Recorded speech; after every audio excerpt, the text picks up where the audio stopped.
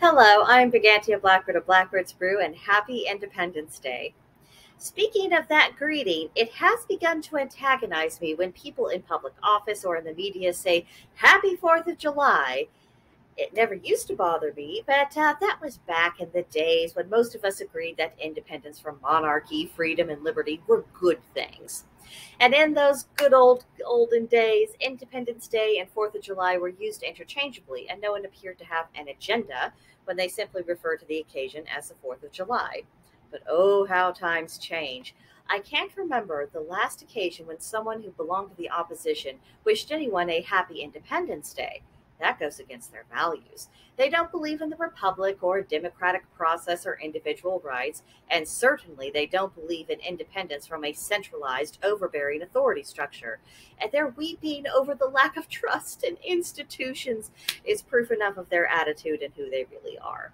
But let's ignore the voice of those worthless, sniveling dregs of society for a moment. Today isn't about them, and our founding fathers had more wisdom in their baby finger than the opposition has in its totality. Now, it's my tradition each year to read the Declaration of Independence on this day, but I thought we could do it together in this video. This document, which can fit into a single page, exemplifies the true American spirit. If we manage to restore our republic, this is what we will need to remember and strive to become. So, ready? Let's do this. When, in the course of human events, it becomes necessary for one people to dissolve the political bands which has connected them with another, and to assume among the powers of the earth the separate and equal station to which the laws of nature and of nature's God entitle them, a decent respect to the opinions of mankind requires that they should declare the causes which impel them to the separation.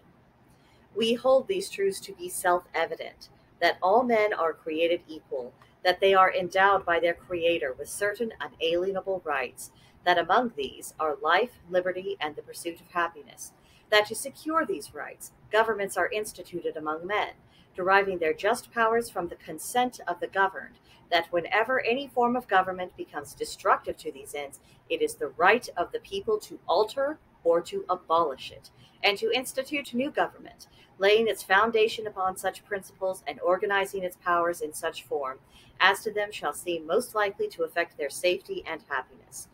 Prudence, indeed, will dictate that governments long established should not be changed for light and transient causes, and accordingly all experience hath shown that mankind are more disposed to suffer while evils are sufferable than to right themselves by abolishing the forms to which they are accustomed.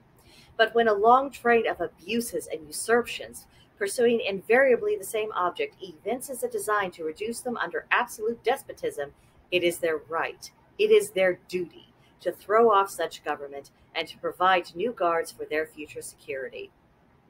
Such has been the patient sufferance of these colonies, and such is now the necessity which constrains them to alter their former systems of government.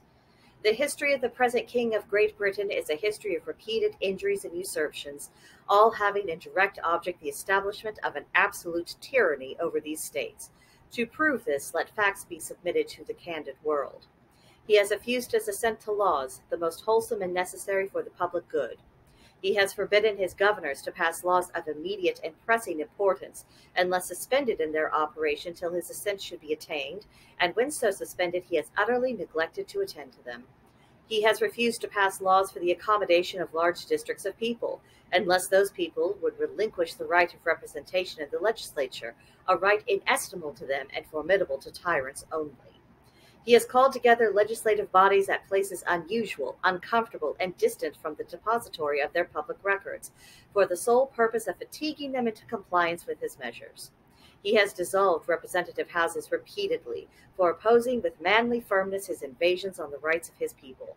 He has refused for a long time, after such dissolutions, to cause others to be elected, whereby the legislative powers, incapable of annihilation, have returned to the people at large for their exercise, the state remaining in the meantime exposed to all the dangers of invasion from without and convulsions within. He has endeavored to prevent the population of these states for that purpose obstructing the laws for naturalization of foreigners, refusing to pass others to encourage their migrations hither, and raising the conditions of new appropriation of lands. He has obstructed the administration of justice by refusing his assent to laws for establishing judiciary powers. He has made judges dependent on his will alone for the tenure of their offices and the amount and payment of their salaries.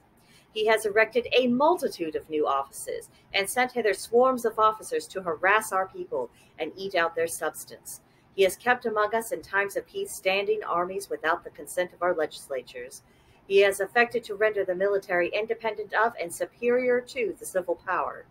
He has combined with others to subject us to a jurisdiction foreign to our Constitution and unacknowledged by our laws, giving his assent to their acts of pretended legislation, for quartering large bodies of armed troops among us, for protracting them by mock trial from punishment for any murders which they should commit on the inhabitants of these states, for cutting off our trade with all parts of the world, for imposing taxes on us without our consent, for depriving us in many cases of the benefits of trial by jury, for transporting us beyond seas to be tried for pretended offenses, for abolishing the free system of English laws in a neighboring province, establishing therein an arbitrary government and enlarging its boundaries, so as to render it at once an example and fit instrument for introducing the same absolute rule into these colonies, for taking away our charters, abolishing our most valuable laws, and altering fundamentally the forms of our governments, for suspending our own legislatures and declaring themselves invested with power to legislate for us all in all cases whatsoever. He has abdicated government here by declaring us out of his protection and waging war against us. He has plundered our seas, ravaged our coasts, burnt our towns, and destroyed the lives of our people. He is at this time transporting large armies of foreign mercenaries to complete the works of death, desolation, and tyranny, already begun with circumstances of cruelty and perfidy, scarcely paralleled in the most barbarous ages, and totally unworthy of the head of a civilized nation. He has constrained our fellow citizens taken captive on the high seas to bear arms against their country, to become the executioners of their friends and brethren, or to fall themselves by their hands. He has excited domestic insurrections among us, and has endeavored to bring on the inhabitants of our frontiers, the merciless Indian savages, whose known rule of warfare is an undistinguished destruction of all ages, sexes, and conditions. At every stage of these oppressions we have petitioned for redress in the most humble terms. Our repeated petitions have been answered only by repeated injury.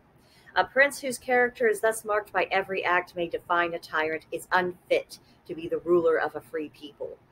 Nor have we been wanting in attentions to our British brethren. We have warned them from time to time of attempts by their legislature to extend an unwarrantable jurisdiction over us. We have reminded them of the circumstances of our immigration and settlement here. We have appealed to their native justice and magnanimity, and we have conjured them by the ties of our common kindred to disavow these usurpations, which would inevitably interrupt our connections and correspondence. They, too, must have been deaf to the voice of justice and of consanguinity. We must, therefore, acquiesce in the necessity which denounces our separation, and to hold them, as we hold the rest of mankind, enemies in war, peace, friends. We are therefore the representatives of the United States of America and the General Congress assembled, appealing to the Supreme Judge of the world for the rectitude of our intentions, do in the name and by the authority of the good people of these colonies solemnly publish and declare that these united colonies are and of right ought to be free and independent states, that they are absolved from all allegiance to the British Crown, and that all political connection between them and the state of Great Britain is and ought to be totally dissolved, and that as free independent states they have full power to levy war, conclude peace, contract alliances, establish commerce, and do all other things and acts which independent states may of right to do. And for the support of this declaration, with a firm reliance on the protection of divine providence, we mutually pledge to each other our lives, our fortunes, and our sacred honor. And that is the declaration. If you were listening closely, some of the grievances that led to this declaration may have felt somewhat familiar. History does tend to repeat. All things do go in cycles, and haters of liberty do behave in a predictable fashion, and every so often there comes a time when people get tired of it, and they work to make it stop. Freedom, we know, doesn't exist without responsibility, and the past few years we've been reminded of what happens when we shirk that responsibility or leave it to others to fulfill. As we celebrate today, let's allow the festivities to remind us of what we love about our country and what makes it worth standing up for. This day can be fuel for us to remind us of who we really are and to be brave enough to act accordingly and work to put the authoritarians back in their place. On that note, have a very good Independence Day. Bye.